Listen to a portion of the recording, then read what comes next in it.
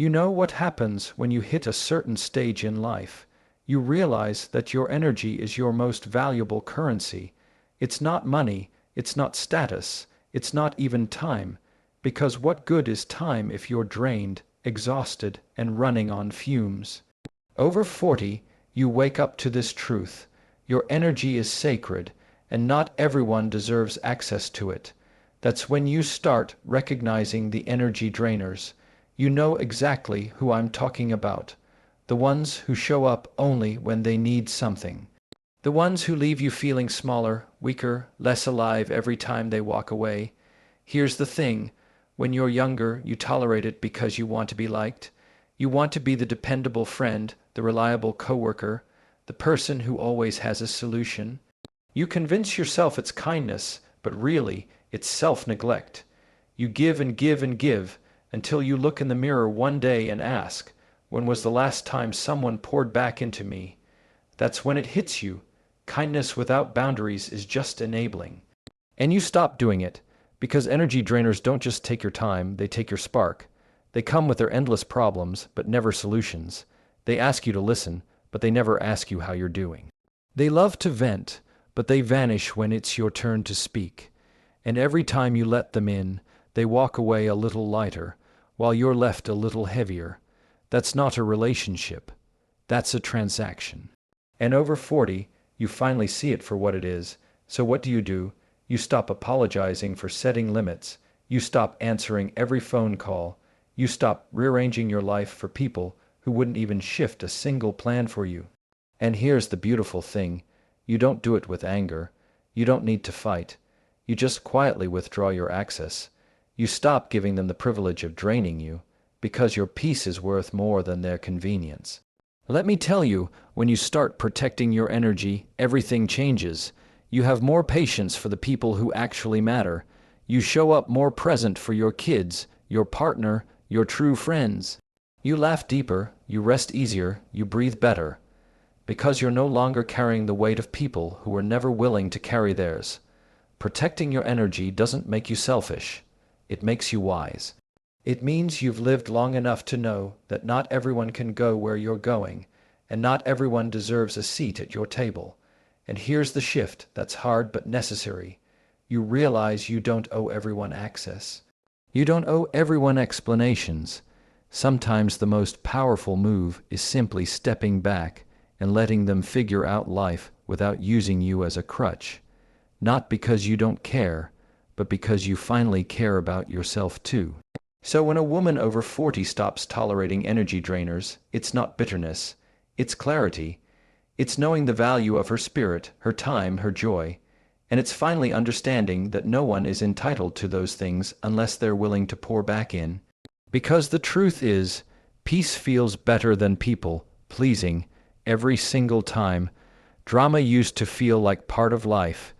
You thought it was normal to get pulled into arguments, to sit in circles where gossip was the main course, to always be caught in someone else's storm. Maybe you even convinced yourself that being in the middle meant you were valuable, that people needed you to mediate, to fix, to choose sides. But then you grow older, and the older you get, the louder peace calls your name. By the time you cross 40, you realize drama is not a sign of connection. It's a sign of chaos, and you just don't have the appetite for it anymore.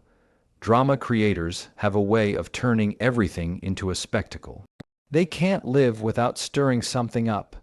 They thrive when others are unsettled, because if there's no conflict, they feel irrelevant. They bring you stories laced with tension. They twist truths into scandals. They whisper about one person to you, and then about you to someone else.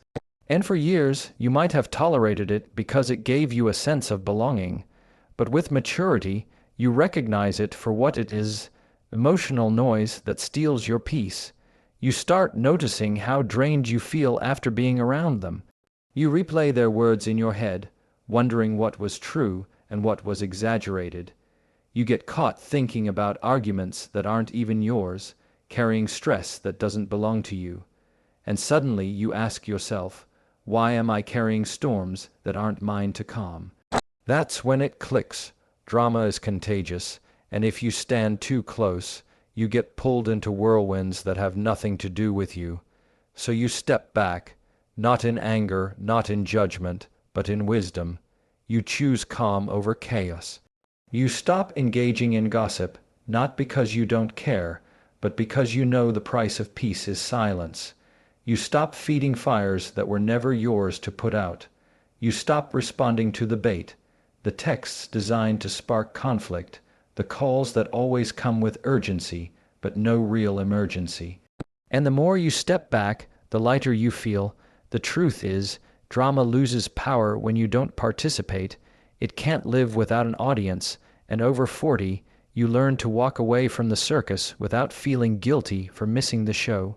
You understand that calm is not boring. Calm is freedom. Calm is health. Calm is choosing to spend your energy on people and places that uplift you instead of those that drain you. Some people may not like your withdrawal. They'll call you distant. They'll say you've changed, and you have. You've changed into someone who knows the worth of her peace, someone who doesn't need to be entertained by dysfunction, someone who would rather sit in quiet than sit in chaos. And that change is not only okay, it's necessary. Because when you reach a stage in life where drama no longer excites you, you step into a deeper strength. You start to see that not every battle deserves your presence, not every conflict requires your voice, and not every person has earned the right to your time. That is the beauty of maturity. It teaches you that calm isn't weakness, it's wisdom. And once you taste that calm, you'll never trade it back for chaos again. One of the biggest realizations that comes with time is that relationships are meant to feel like a two-way street. When you're younger, you convince yourself that love, friendship, and loyalty mean showing up no matter what, even if the other person never shows up for you. You think being the one who always calls, always plans, always checks in makes you strong, dependable, and caring. But after a while, you begin to notice the imbalance. You see that you're the one carrying the weight while the other person is just walking free. By the time you're over 40, you stop pretending that's acceptable. You stop tolerating relationships that are one-sided. You recognize the pattern. The friend who only texts when they need a favor. The sibling who expects you to show up for every crisis, but disappears when you're struggling. The partner who takes your effort for granted while giving you the bare minimum. And here's the truth that stings at first, but eventually brings freedom. If someone truly values you, they will make the effort to invest in you.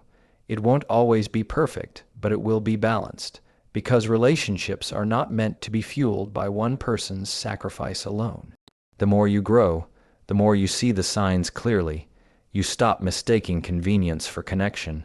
You stop believing that crumbs of effort are proof of care, and you stop begging people to love you the way you love them. Instead, you lean into reciprocity. You understand that healthy love flows both ways. Healthy friendships have mutual respect. Healthy families practice give and take. Anything less is not sustainable. And here's where the shift happens. You stop chasing. You stop sending text after text to someone who never replies. You stop rearranging your schedule for people who would never move an inch for you. You stop giving people the best of you while they give you what's left of them. That's not bitterness, that's balance. That's you choosing to spend your effort on people who actually return it. It doesn't mean you stop giving. It just means you give differently. You give to the ones who check in, even if it's just a quick message to say, thinking of you. You give to the ones who show up, not just when it's easy, but when it's hard. You give to the ones who listen when you speak, who notice when you're quiet, who celebrate when you win and hold you when you lose, because those people are rare, and they deserve your best. Some may not like your change. They may call you cold, distant, or selfish, but you know better. You know that love without balance isn't love, it's exploitation, and you're not here to be someone's endless source of comfort while your own needs go ignored. You've lived long enough to know that relationships should add to your life, not drain it, And the beauty of this shift is that when you stop entertaining one-sided relationships, you open space for genuine ones. You find yourself surrounded by people who lift you, who challenge you in healthy ways, who want to grow with you instead of just taking from you. And that's when you finally feel the richness of true connection. Because once you've experienced the weight of carrying relationships alone, you'll never again settle for being the only one who cares. Criticism used to sting in a way that felt unbearable. Every comment, every opinion, every little jab about how you looked, how you lived, or how you worked could shake you to the core. You spent years adjusting yourself just to quiet those voices. You wore what others thought looked best. You made choices to please the crowd. You carried the weight of their opinions like they had the final say on your worth. But there comes a shift with age, a clarity that only comes with time, and once you're past 40, you realize something life changing. Their criticism was never really about you. People who constantly nitpick aren't revealing the truth about your life. They're revealing the truth about theirs. When someone criticizes you for not being enough of something, what they're really saying is they're dissatisfied with themselves. When they pick at your choices, your body, your career, your parenting, it's often just a projection of their own insecurities. And once you see it that way, it loses its power. You stop carrying their words like weights on your shoulders, and instead, you let them fall flat to the ground where they belong. There's a certain peace that comes when you stop defending yourself against unnecessary criticism. You stop explaining your decisions to people who are determined not to understand. You stop justifying your happiness to those who wouldn't celebrate it anyway. You stop fighting battles that don't need to be fought, because you finally realize you don't have to respond to everything.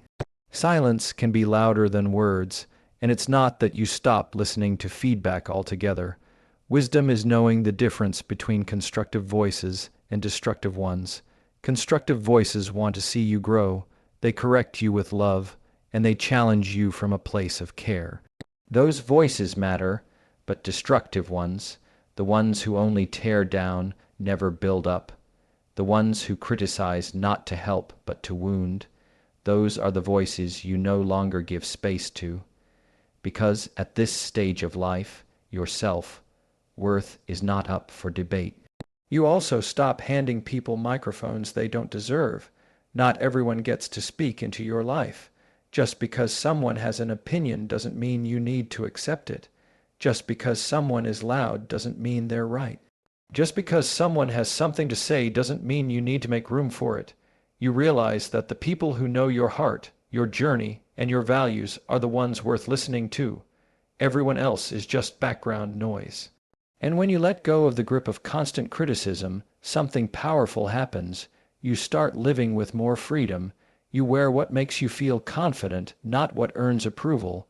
You make choices based on your peace, not their preferences. You walk in rooms without shrinking because you're no longer bracing yourself for someone's judgment. That's not arrogance, that's liberation. That's what it feels like to know your worth without needing external confirmation. So when a woman over 40 no longer tolerates constant critics, it's not because she's hardened, it's because she's healed. She's done carrying other people's insecurities as if they were her own. She's done living her life through the lens of someone else's dissatisfaction. And she's finally free to live without apology. Because the moment you stop letting critics define you, you finally start defining yourself. One of the hardest lessons to learn is that words don't mean much without consistency behind them. When you're younger, you tend to take people at face value. You believe the promises, you hold on to the "I'll be there" and the "trust me, I've got you." You excuse the missed calls, the broken commitments, the empty apologies because you want to see the best in people. But as you grow older, you realize that reliability isn't optional. It's the foundation of trust. By the time you're over 40, you stop tolerating people who say one thing and do another, because you understand how costly it is to place your faith in inconsistency. You notice the patterns. The friend who promises they'll show up but never does. The coworker who talks a big game but never delivers. The family member who swears they'll change but always falls back into the same cycle. And for years, you might have given them endless chances. You believed if you were patient enough, kind enough, forgiving enough, they would eventually follow through.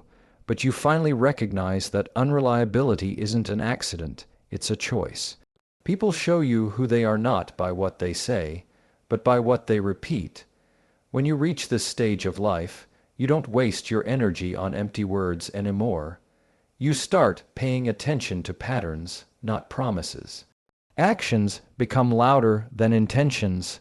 Consistency becomes the measure of character, and you stop making excuses for people who continually fail to keep theirs. Because you know now that broken reliability doesn't just inconvenience you, it erodes trust, and once trust is gone, the relationship becomes fragile, sometimes beyond repair. You also realize that reliability isn't just about big moments, it's about the small ones. It's about the friend who remembers to check in, the partner who follows through on what they said, the colleague who actually shows up prepared. Reliability is steady, it's quiet, it doesn't need to announce itself, it proves itself over time. And that steadiness is what gives you peace. It's what makes you feel safe. It's what allows you to rest knowing the people around you will do what they say they will. And here's the shift that happens over 40. You stop begging for that steadiness from people who clearly don't have it to give. You stop tolerating the excuses, the sorry, I just forgot, the things just got busy. You understand that everyone gets busy, but people who value you make time. Everyone forgets sometimes, but people who respect you don't make a habit of it. You stop settling for almost reliable, and you choose the ones who are consistent through action, not just intention. It doesn't mean you cut people off at the first slip. It means you stop ignoring the repeated patterns that show you where their priorities truly lie. It means you give grace, but you also set boundaries. You extend patience, but you no longer accept being taken for granted. And in that balance, you find freedom. Because you no longer live with the disappointment of unmet expectations from people who never intended to meet them in the first place. And the beauty of it all is this: you start attracting what you embody. When you live with integrity, when your words align with your actions, when people can count on you, you naturally draw in others who live the same way. And those are the relationships worth keeping. Because once you've lived long enough to see the cost of inconsistency, you'll never again settle for people who can't be trusted to stand where their words once stood. There comes a point in life when you start to clearly see the people who are quietly rooting against you. Sometimes it's subtle, a back-handed compliment, a smile that doesn't quite reach the eyes, a joke that cuts deeper than it should. Other times it's obvious, the ones who go silent when you succeed, who change the subject when you share good news, who seem uncomfortable when you start to grow beyond the version of you they were used to. When you're younger, you might ignore it, hoping that if you just stay humble enough, small enough, agreeable enough, they'll accept you. But by the time you're over 40, you learn not to shrink yourself for anyone. You stop tolerating the jealous and the competitive because you know there's no peace in keeping people close who see your light as a threat. Jealousy has a way of revealing itself over time. At first, it can look like friendship, like support, like connection. But then the cracks begin to show. They don't clap when you win. They don't encourage your progress. They measure themselves against you in ways that leave you feeling uneasy. And you realize this important truth. Real supporters don't feel smaller when you rise. They rise with you. Only insecure people see someone else's success as their own failure. The beauty of growing older is that you stop confusing proximity with loyalty. Just because someone is close to you doesn't mean they are for you. Just because someone smiles in your face doesn't mean they celebrate you in their heart. And when you learn that lesson, you stop forcing connections with people who secretly compete with you. You stop inviting them into your dreams, your plans, your victories, because not everyone has earned the right to witness your growth. And it's not about hating them or wishing them harm. It's about understanding that envy is poison, and you can't drink it every day and expect to stay healthy. You start to protect your joy like it's sacred, because it is. You share your victories with the ones who genuinely cheer, the ones who see your shine and don't feel dimmed by it. Those are the people who know there's enough room for all of us to win. Those are the people you hold on to. Over 40, you learn the power of blessing people from a distance. You don't need to argue with jealousy. You don't need to expose it. You don't need to prove anything. You just quietly step back and continue to rise. You let your growth speak for itself, and you let your circle get smaller, tighter, and more genuine. And in doing so, you discover that peace isn't found in the crowd, it's found in the company of those who love you without competition. The truth is, a woman at this stage in life doesn't need to compete. She's not running anyone else's race. She's not measuring her worth by someone else's yardstick. She's walking in her own lane, at her own pace, with her own purpose. And anyone who can't respect that isn't meant to walk alongside her. Because once you've seen the damage of jealousy up close, you learn to protect your peace fiercely, and you'll never again apologize for shining.